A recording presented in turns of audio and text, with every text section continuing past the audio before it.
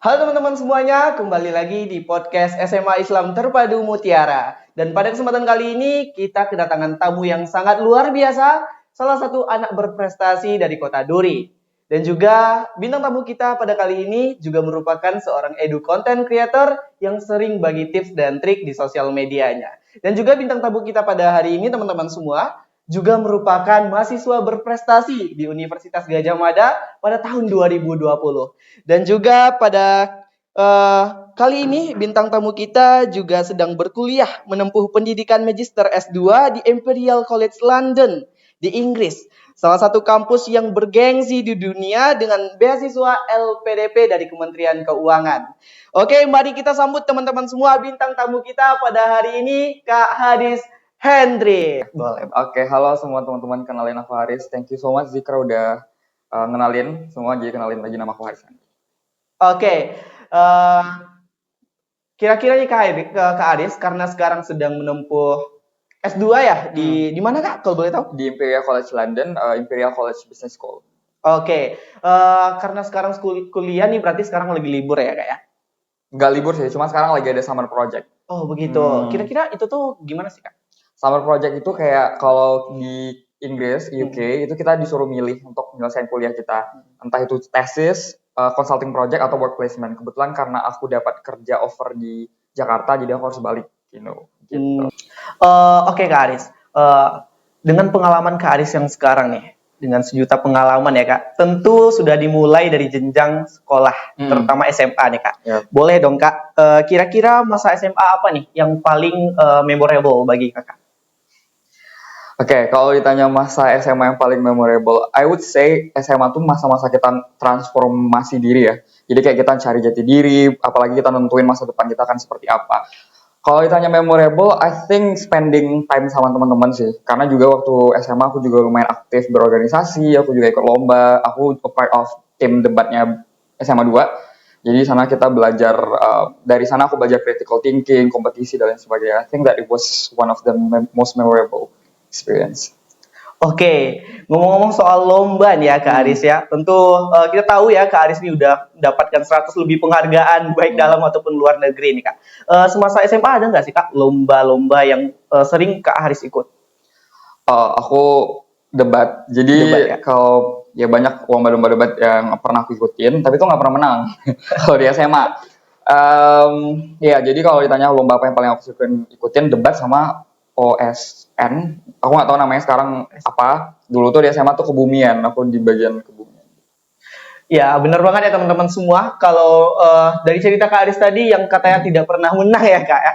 Tapi yang namanya usaha itu tidak akan mengkhianati hasil lah Kak ya. Yep. Dengan kita mencoba di masa SMA tentu akan berguna di masa depan nanti ya Kak ya.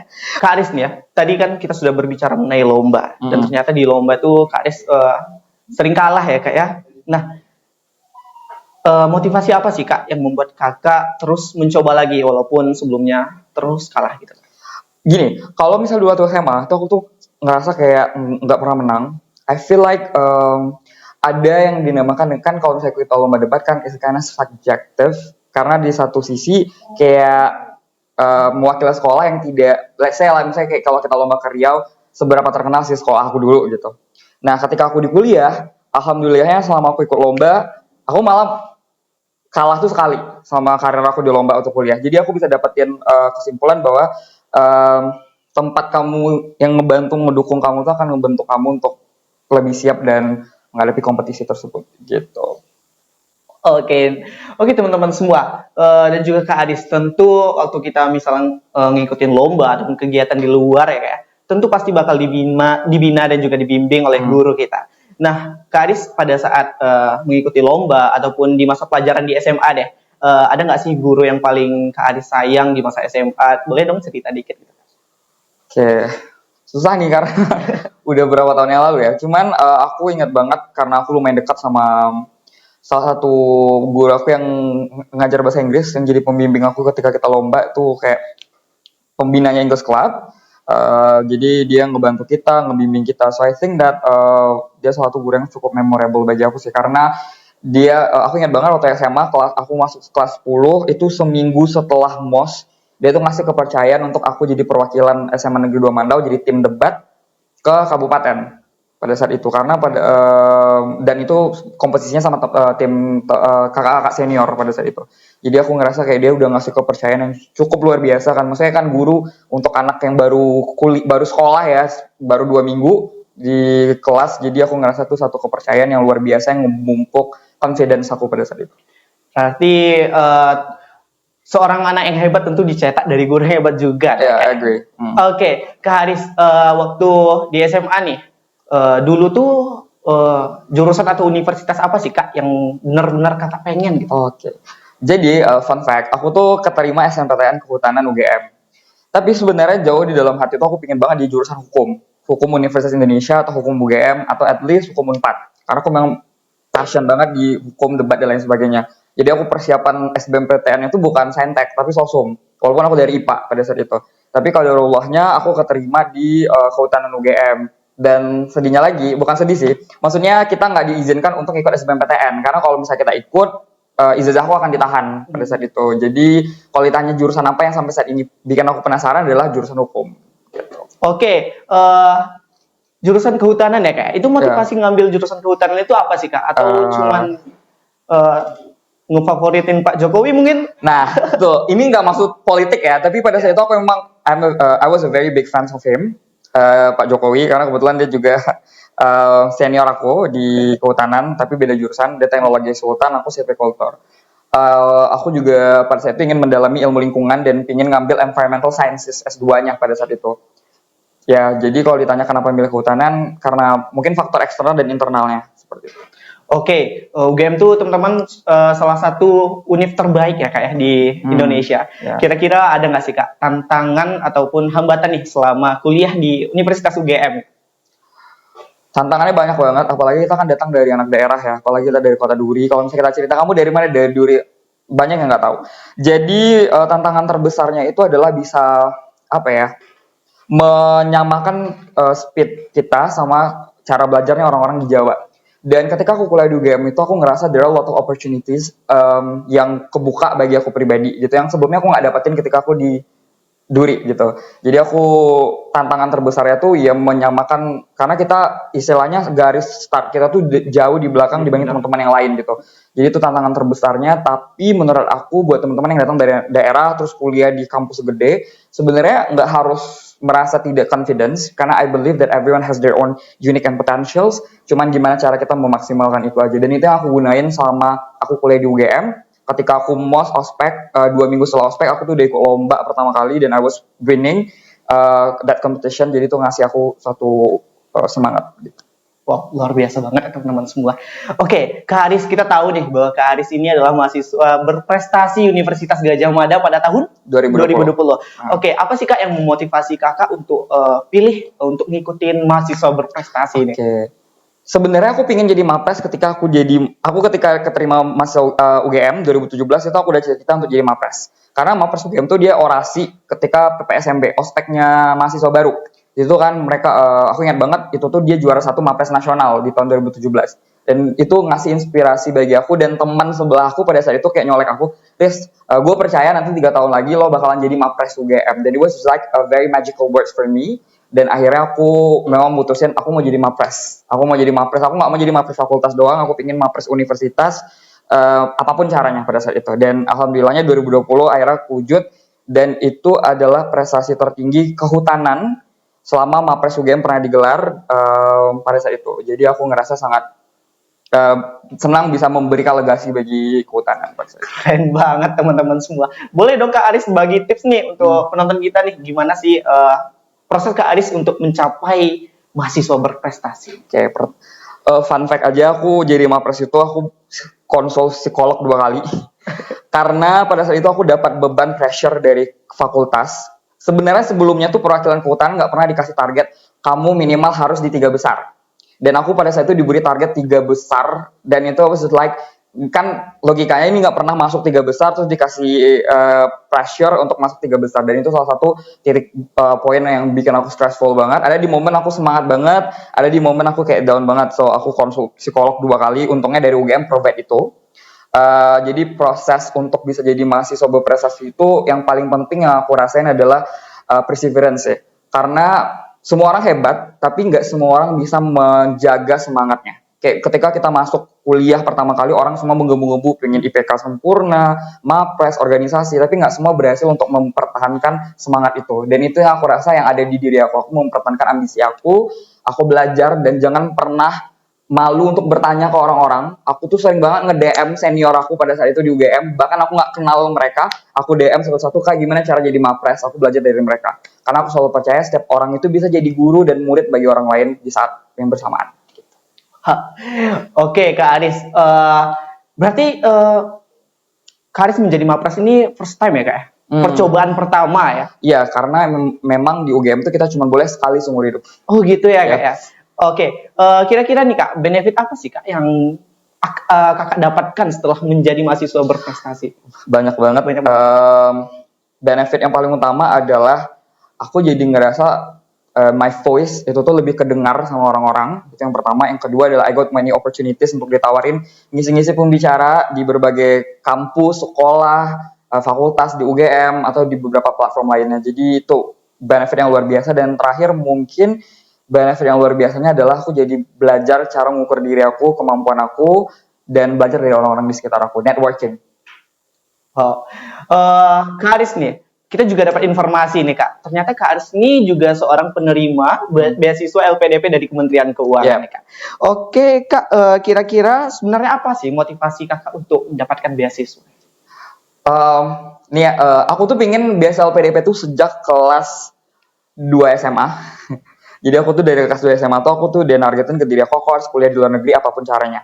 Dan pada saat itu aku nggak tahu nih mau di kampus mana, di negara mana, yang penting aku harus kuliah di luar negeri. Nah itu yang motivasi yang aku pegang. Nah pada saat itu aku sharing sama teman-teman dan kenapa beasiswa itu penting banget buat aku. Karena pertama, I don't think that my parents can afford tuition fees kalau aku kuliah di luar negeri. Jadi memang cara terbaik adalah untuk dapat beasiswa. Dan kebetulan juga kan pemerintah Indonesia tuh sangat baik banget ya. Mereka punya namanya beasiswa LPDP dan ngasih kesempatan buat anak-anak bangsa untuk bisa berani bermimpi untuk kuliah di luar negeri. Dan aku mencoba kesempatan itu dan alhamdulillahnya Tuhan ngasih jalan ke sana gitu. Oke, tapi kan Kak, kalau kita misalnya menunjukkan proses kita di sosial media lah, ya kan? Pasti ada aja tuh orang yang nggak suka dengan pencapaian kita kan Kak. Kira-kira ada nggak sih Kak orang yang ngeremehin Kakak karena punya cita-cita yang tinggi nih pengen kuliah di luar negeri? Iya, I think that everyone has pernah ngomong kayak misalnya it was too impossible for me to do that. Kayak itu suatu hal yang tidak mungkin untuk aku lakuin. Tapi aku selalu percaya bahwa nggak ada yang bisa ngatain tidak bagi diri kamu sendiri ketika kamu yakin sama mimpi kamu. Dan menurut aku yang membuat mimpi itu jadi nyata adalah manifestasinya. Kalau misalnya kita nggak manifestasi, kita nggak bekerja keras, it may sound cliche, tapi menurut aku pribadi itu akan terjadi gitu. Apa yang kamu visualisasikan, apa yang kamu manifestasikan itu akan terjadi. Kalau kamu mikir apa kata orang, menurut aku I live myself for my own self, not for pleasing other people. Jadi aku ngerasa bahwa aku hidup untuk diri aku sendiri, aku hidup untuk tidak menyenangkan orang lain, aku hidup untuk bagaimana aku bisa ngasih berkat ke orang lain. Gitu. Jadi I don't think aku harus mikirin kata orang lain, especially for those yang aku tidak kenal, bahkan aku tidak tahu mereka, ya kenapa aku harus pusing-pusing mikirin mereka. I just think people that love me, people will give unconditionally support for me. Ada pesan nggak Kak untuk orang-orang yang kayak gitu? I don't have message to them, just like focus and mind your own business. Kalau menurut aku gitu sih. Oke. Selain mendapatkan beasiswa LPDP nih teman-teman, ternyata Kak Aris ini juga seorang yang menerima pertukaran pelajar ke Amerika ya Kak ya. Oke Kak, gimana sih Kak bisa sampai mendapatkan kesempatan itu? Oke, pertama tuh gara-gara aku ngeliat postingan dari senior aku yang berangkat ke Amerika Serikat. Amerika Serikat itu salah satu negara yang aku mimpikan sejak aku, kalau teman-teman tahu program YES ya, pada saat itu, program YES yang pertukaran khusus dari SMA ya, yang dia 4 tahun SMA-nya itu. Nah aku gagal tuh di tahap berapa gitu, aku gagal di saat itu. Jadi aku ngerasa kayak, it was like my calling aja sih, pengen ngerasain Amerika Serikat gitu, dan terinspirasi dari kating-kating aku, senior aku yang memang udah kesana. Dan aku nyoba pertukaran itu 3 kali, baru di percobaan ketiga aku berhasil lolos. Di percobaan pertama aku bahkan nggak sampai interview, percobaan kedua aku juga gagal di administrasi, aku nggak kundang interview. Di percobaan ketiga akhirnya aku keterima interview dan lolos sebagai penerima beasiswa YC. Oke, luar biasa banget ya teman-teman semua. Oke teman-teman semua, tidak lupa podcast kita pada kesempatan hari ini disponsori langsung oleh Maka Coffee and Space, dan jangan lupa untuk mampir di Maka Coffee and Space di Kota Duri. Oke Kak Adis, kita bakal lanjut nih Kak. Eh, Kenapa sih Kakak memilih eh, Imperial College London, padahal Kakak udah lulus nih di 11 kampus ternama di luar negeri? Oke, pertama dari segi ranking Imperial itu saat ini berada di peringkat 2 dunia.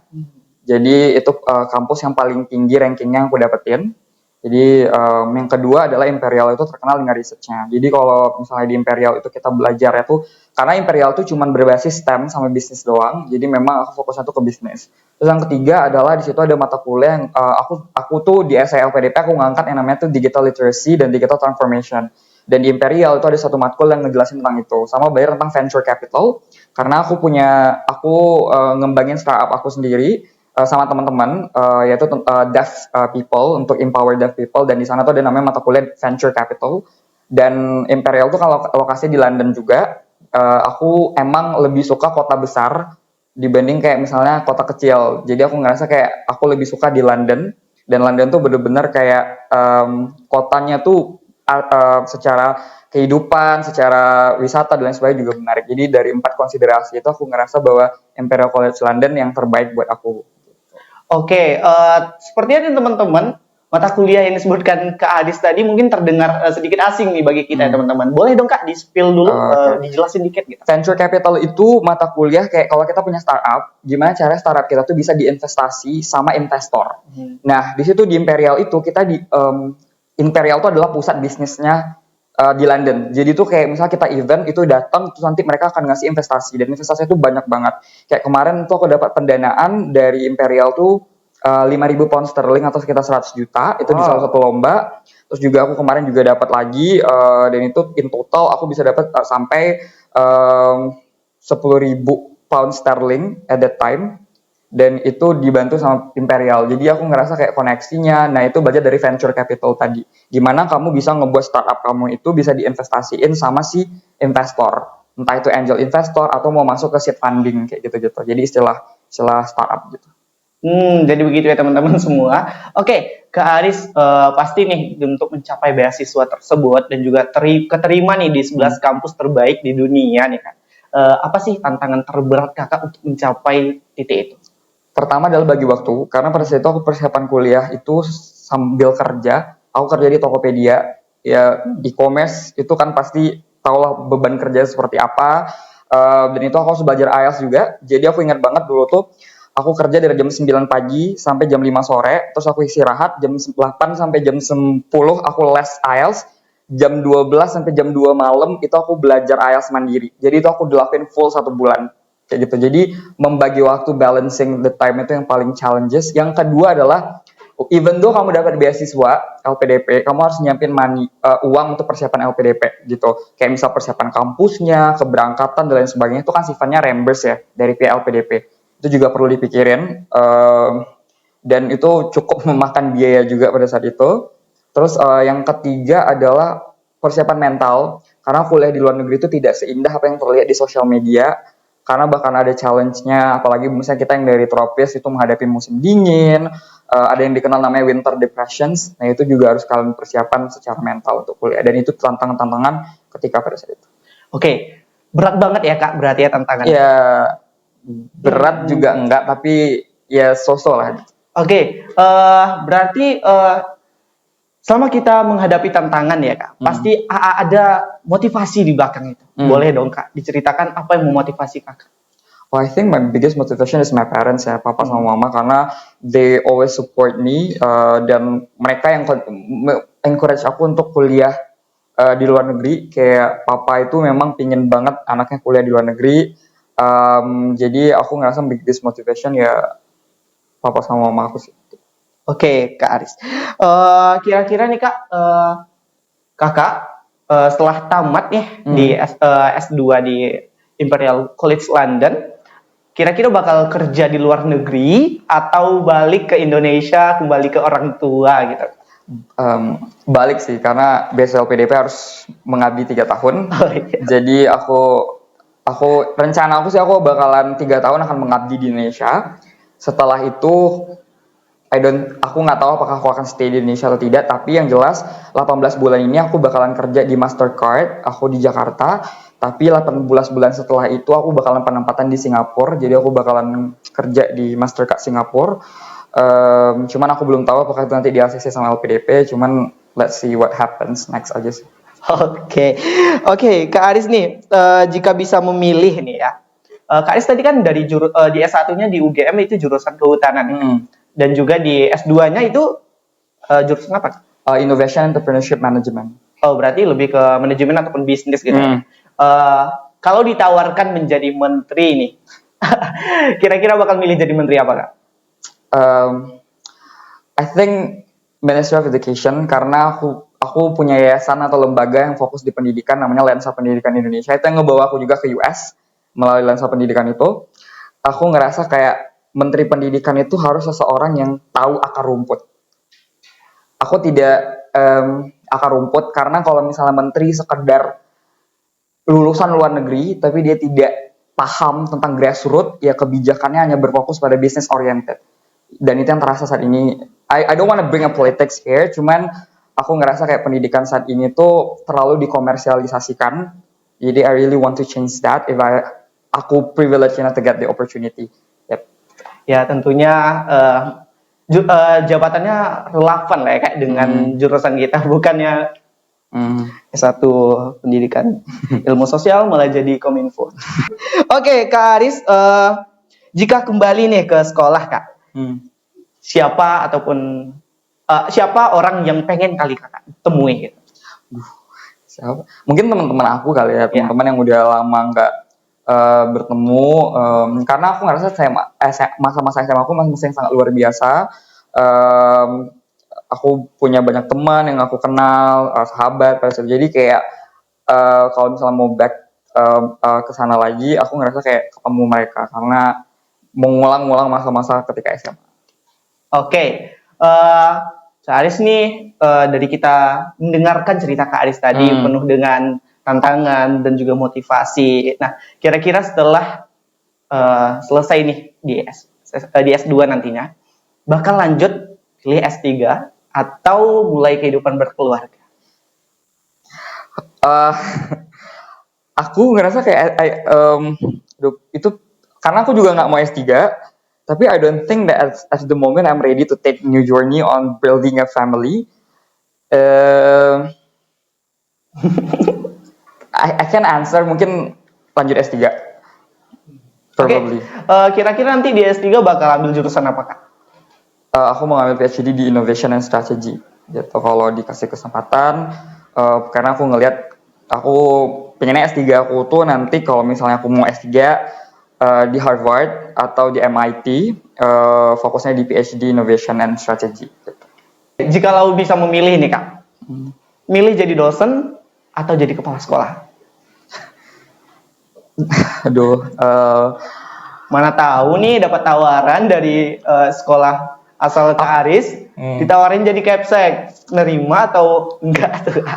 Pilihannya sulit sih. Cuman aku milih dosen, tapi dosen terbang. Maksudnya bukan dosen yang kayak kerjaan aku daily basis jadi dosen, enggak. Dosen terbang aja. Karena aku suka ngajar. Jadi aku milih dosen. Kalau aku kepala sekolah, kenapa aku nggak milih? Karena ya itu kan jabatan fungsional ya. Maksudnya jabatan mimpin sekolah. Dan I don't think that itu tuh nggak bisa nyalurin passion aku di ngajar. Gak tau ya, kepala sekolah tuh ngajar juga nggak sih? Aku nggak tahu. Tapi mostly ya mimpin sekolah kan. Jadi kayak dia nggak nyalurin passionnya ke mengajar, jadi aku lebih milih dosen. Oh gitu ya, Kak. Kenapa nggak milih kepala sekolah, Kak? Kalau sebelumnya nih Kak Aris bilang nih bahwa pengen memperbaiki akar rumput pendidikan di Indonesia. Bukankah kalau kepala sekolah itu bisa lebih karena punya kewenangan dan juga pangkuan jabatan ya, Kak ya? Tentu bakal lebih banyak kebijakan yang berdampak ke pendidikan nanti daripada dosen gitu. Tapi faktanya itu adalah kebanyakan kepala sekolah itu tidak memahami kebijakan yang dibuat. So I don't think that aku ngerasa kayak ya sama aja sih sebenarnya, karena yang akan membuat kebijakan itu emang orang di atasnya kan. Jadi kepala sekolah itu tinggal menjalankan apa yang sudah diperintahkan sama misalnya say kepala dinas, menteri, kan fungsi paling atasnya menteri. Jadi aku ngerasa dengan jadi kepala sekolah nggak ngasih satu power yang cukup signifikan untuk mengubah sesuatu juga sih. Oke, jadi berarti lebih milih dosen ya kak? Oke, pertanyaan terakhir nih kak, kira-kira ada yang ingin disampaikan nggak untuk penonton kita? Kayak pesan aku sederhana banget buat teman-teman sekalian. Aku selalu percaya bahwa jangan pernah ukur kaki kalian dengan sepatu orang lain. Kenapa? You have your own roads, you have your own destinations. Jadi jangan pernah compare yourself to memkomparasikan diri terbaik adalah dengan diri kamu yang dulu. Questioning yourself, kamu tuh dulu gimana dan sekarang growth-nya seperti apa. Kalau kamu ngeliat sosial media, ngeliat teman-teman kamu udah berhasil, udah ini dan itu, kamu nggak tahu behind the scene-nya seperti apa. Jadi just focus on yourself. Jangan pernah ukur kaki kalian dengan sepatu orang lain. You have your own destinations. Jadi fokus ke sana aja dan building yourself. Understand bahwasanya hidup ini tuh emang perjuangan. Tapi ingat, kamu harus tetap yakin bahwa kamu punya jalan kamu sendiri. Gitu. Jadi jangan terlalu mengkomparasikan hidup kamu dengan orang lain. Karena kamu nggak pernah tahu apa yang dipost di sosial media tuh suatu hal yang bahagia-bahagianya aja. Tapi behind the scene there are a lot of challenges that maybe they have been through. Oke, ada pesan nggak sih kak untuk teman-teman kita yang mungkin dari kelas 12 nih dalam milih jurusan gitu? Pertama adalah jangan milih jurusan cuma karena kampusnya doang. Karena aku melakukan satu kesalahan itu ketika aku di SMA. Adalah jurusan yang memang kamu passion yang pertama. Atau misalpun kamu nggak passion itu bisa dibangun ketika kamu udah di jurusan tersebut. Tapi setidaknya kamu harus realistis untuk nentuin masa depan kamu. Jangan milih jurusan misalnya, aku pingin jurusan ini karena kampusnya gede. Enggak, yang akan ngebantu kamu itu nanti jurusan kamu. Kampus itu bagus, lebih baiknya kamu punya di kampus yang besar, terus jurusannya juga bagus gitu. Jadi hati-hati banget milih jurusan karena itu yang akan ngebawa kamu sampai di masa depan kamu. Dan kelas 12 itu adalah salah satu bentuk menentukan pilihan hidup kamu ke depannya. Kalau kamu nanti misalnya milih ini, kamu akan tahu kan kamu kemana gitu. Jadi titik poin pertama ketika kamu ingin menjadi seseorang itu dari kelas 12. Jadi hati-hati banget dalam milih jurusan. Jangan cuma tersinakan karena nama besar kampus. Wah, luar biasa banget teman-teman semua. Kebanyakan dari kita pada saat awal untuk membangun personal branding, terutama di sosial media, adalah cacian ataupun perkataan yang tidak baik lah. Oke, dari awal kita bikin personal branding hingga sampai seperti Kak Haris, tentu di awal itu ada fase di mana kita sering diejek ataupun banyak orang berpikiran ngapain sih bikin personal branding, upload foto ataupun video di akun sosmed gitu kan. Norak lu kan. Kan banyak nih teman-teman kita yang berpikir kayak gitu. Nah, menurut Kak Haris gimana nih pandangan Kak Haris terhadap orang-orang yang seperti itu? Oke, pertama adalah sebenarnya aku kalau pas awal-awal tuh nggak dapat banyak bulian atau yang kayak gimana, lebih banyak supportnya. Justru sekarang ini lebih banyak. Personal branding itu penting karena kalian akan dapat opportunity dari yang namanya membangun personal branding dan cara terbaiknya melalui sosial media. Kalaupun pada akhirnya ada orang-orang yang kemudian mengatakan kenapa sih kamu posting ini dan lain sebagainya, that's really okay karena everyone has their own opinion. Tapi itu nggak jadikan sebagai hal yang membuat kamu tuh nggak ngelakuin itu gitu loh. Karena menurut aku, as long as kalian melakukan sesuatu itu dengan jujur, memposting sesuatu dengan jujur dan tidak melebih-lebihkan apa yang kamu capai, aku rasa nggak ada yang perlu disalahkan gitu. Maksudnya ketika kamu sharing itu, niatkan sharing itu tuh ngeposting sesuatu untuk nge-inspirasi orang. Beda ketika kita ngebangun personal branding kayak misalnya, oh aku hanya sekedar untuk ngebuat orang-orang ngevalidasi diri aku. Itu beda tujuannya. Kalau tujuan kamu untuk nge-inspirasi orang, gimana caranya kamu bisa dapat ini dan itu, ya lakukan aja gitu loh. Karena itu cara terbaik untuk kamu bisa mendapatkan tempat yang lebih layak di publik. Karena aku ngerasa ketika aku bangun sosial media aku pada saat itu, aku banyak dapat undangan, aku banyak dapat kesempatan jadi pembicara, dan itu satu hal yang bermanfaat kan. Karena aku selalu percaya, jika belajar adalah ibadah, maka tuh berprestasi itu adalah dakwah. Kalau kalian nggak bisa misalnya berdakwah di jalan kayak misalnya di masjid dan lain sebagainya, you can do that as a tool untuk melakukan itu. Dan aku diajarin dulu ketika aku pesantren S1, kalau misalnya kamu ngerasa bahwa kamu berprestasi itu adalah suatu jalan kamu untuk memberikan message ke orang-orang, ya kamu lakuin aja gitu. Maksudnya kalau memang kan ada orang yang kontra, tapi aku selalu percaya bahwa ya udah, maksudnya nggak usah terlalu diambil hati lah, maksudnya orang-orang kayak gitu. Mungkin mereka iri aja gitu. Karena kebetulan aku juga orangnya yang bodo amat aja sih. Jadi kayak mau diomongin apa, as long as I do it right, so why not gitu. Tapi kan Kak Haris, mungkin personal branding ini bagi teman-teman semua masih menganggap kayak share prestasi kita di sosial media. Namun nggak semua orang punya prestasi kan Kak Aris. Nah, gimana nih cara membangun personal branding bagi mereka yang secara prestasi kurang? Nggak harus, sebenarnya membangun branding itu nggak harus dengan prestasi. Bisa kalian membangun branding itu dengan, yaudah aku mau share-share aja dulu tentang tips. Aku selalu percaya bahwa orang tuh punya nilainya masing-masing, mereka punya value-nya masing-masing, mereka punya keunikannya masing-masing. Misalnya branding kamu adalah kamu punya suara yang bagus, you can just like post it into your social media dan it's really okay gitu loh. Atau misalnya kamu ingin berbagi tentang tips berorganisasi, that's really okay untuk kamu post gitu. Nggak harus menunggu kamu menjadi seorang berprestasi. Karena definisi berprestasi itu luas sih sebenarnya teman-teman. Banyak orang yang salah kaprah, berprestasi itu harus punya piagam, sertifikat, piala. Enggak, berprestasi itu banyak cara. Kamu lulus tepat waktu itu berprestasi, kamu punya IPK yang bagus itu berprestasi, atau kamu misalnya menjadi sarjana pertama di keluarga kamu itu juga prestasi. Jadi banyak hal kita harus lebih memeluaskan makna berprestasi itu, dan itu yang aku selalu ceritain ketika kamu ingin membangun personal branding, kamu nggak punya prestasi. Kamu harus paham bahwa prestasi itu banyak, come in all form and shape gitu. Oke, kira-kira nih Kak, apa sih impact dari Kakak membangun personal branding di sosial media ke kehidupan Kakak? Pertama, aku dapat tawaran, dapat kesempatan misalnya untuk jadi pembicara, terus juga alhamdulillah dapat beberapa endorsement, yang itu kan juga ngebantu kan secara finance juga kan. Jadi banyak hal benefit yang aku dapetin, tapi yang paling kurasa banget adalah ini kesempatan untuk bisa sharing sama banyak orang. Dan kebetulan kan aku di Instagram tuh ada satu grup namanya tuh Content Creator Jakarta. Jadi di situ kita sharing networking sama teman-teman yang memang content creator di Jakarta. Jadi kita beberapa kali ngumpul di Jakarta dan itu banyak mereka ngelakuin kegiatan-kegiatan yang luar biasa. Jadi aku ngerasa kayak itu satu hal yang cukup lumayan memberikan networking yang luar biasa gitu. Dan itu investasi. Karena menurut aku networking itu investasi yang murah tapi itu berdampak luar biasa bagi kamu ke depannya. Oke, terima kasih banyak Kak Aris. Kira-kira ada tips dan trik nggak sih untuk teman-teman di luar sana yang masih membangun personal branding mereka gitu? Pertama, kamu nggak perlu mikirin numbers dulu. Misal kamu ketika nge-post sesuatu, kok like-nya cuma segini, view-nya cuma segini. No, just think about the message that you are trying to convey. Itu yang paling penting. Kedua adalah mulai aja dulu, gitu. Lakuin aja. Karena aku misalnya sharing sama teman-teman aku yang memang followersnya udah besar, gitu. Mereka juga di titik yang kayak, mereka ngemulai itu dulu dengan followers mereka, let's say mungkin 1.000, 2.000, tapi sampai mereka di titik yang punya beratus ribu followers atau bahkan 1 juta followers, itu ya semua dimulai dari awal kan seperti itu. Jadi ya udah mulai aja dulu sih kalau saran. Nah, biasanya kalau kita upload nih konten-konten di sosial media itu ada suatu konten yang boom, yang meledak nih view-nya dan like-nya yang membuat followers kita itu naik kan Kak Aris. Kak Aris boleh cerita dong itu ada nggak momen itu di sosial media Kak Aris? Oke, ya aku di TikTok sih. Di TikTok itu aku pernah ngepost beberapa video, salah satunya itu yang paling naik.